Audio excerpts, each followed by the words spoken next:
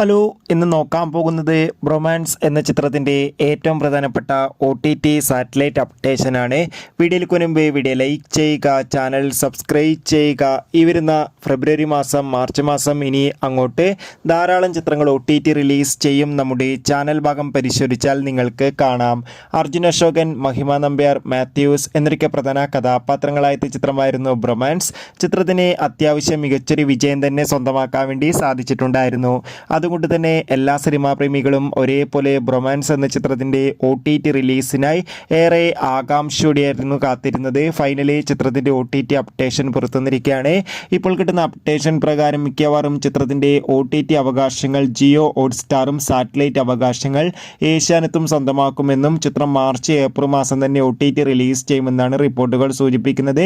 എന്തായാലും ബ്രൊമാൻസ് എന്ന ചിത്രത്തിൻ്റെ കൂടുതൽ കളക്ഷൻ അപ്ഡേഷനും കൂടുതൽ OTT അപ്ഡേഷനും അറിയാൻ വേണ്ടി കാത്തിരിക്കാം. ചിത്രം കണ്ടവരുടെ അഭിപ്രായം കമൻറ്റ് ബോക്സിൽ രേഖപ്പെടുത്തുക. Bye bye.